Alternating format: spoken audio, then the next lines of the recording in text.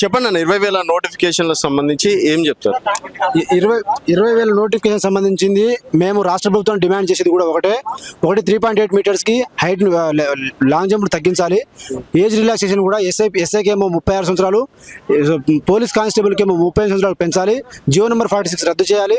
20,000తో notification వేయాలి. మీరు 5,000 వేస్తే మాత్రం రాష్ట్రంలో ఉన్న నిరుద్యోగులు మొత్తం కూడా సునామీ లాగా బయటకు వస్తారు. ఎందుకంటే దీంట్లో జియో నెంబర్ 46 రద్దు చేయాలి.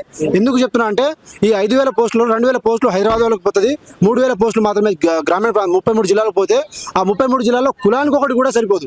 కాబట్టి జనరల్గా గత ప్రభుత్వంలో కూడా ఏం జరిగింది, 2 సంవత్సరాలకు ఒకసారి వచ్చినా కూడా 16,000 పోస్టుల కంటే తక్కువ ఎప్పుడు నోటిఫికేషన్ రాలేదు. మరి ఇలాంటి నేపథ్యంలో నువ్వు ఈ సంవత్సరం ఏది లాస్ట్ 10 yearsలో ప్రతి 2 yearsకి 16,000 పోస్టులు ఇచ్చినారు. మరి నువ్వు 5,000 పోస్టులు వేస్తే నీకంటే 1000 రెట్లు బెటర్ కదా మరి అట్లా అనుకుంటే. కాబట్టి నువ్వు ఇక్కడ గవర్నమెంట్ పార్టీలు ఇంపార్టెంట్ కాదు, విద్యార్థుల నిరుద్యోగుల భవిష్యత్తు చాలా ఇంపార్టెంట్. దీన్ని మీరు దృష్టిలో పెట్టుకొని 20,000తో నోటిఫికేషన్ విడుదల చేయాలని చెప్పేసి మేము డిమాండ్ చేస్తా ఉన్నాం. నెక్స్ట్ కార్యాచరణ ఇది 100% అన్ని పొలిటికల్ పార్టీలను అన్ని సంఘాలను ఫోర్ ఫ్రంట్ లో ఉండి కొట్లాడే వాళ్ళందరం కూడా ఒక రౌండ్ టేబుల్ పెట్టుకుని ఐక్య కార్యాచరణ అక్కడి నుంచి మొదలుపెట్టి మేము ఉద్యమాన్ని మొదలు పెడతాం. 20,000తో నోటిఫికేషన్ వేయాలి. మీరు 5,000 వేస్తే మాత్రం రాష్ట్రంలో ఉన్న నిరుద్యోగులు మొత్తం కూడా సునామీ లాగా బయటకు వస్తారు. ఎందుకంటే దీంట్లో జియో నెంబర్ 46 రద్దు చేయాలి.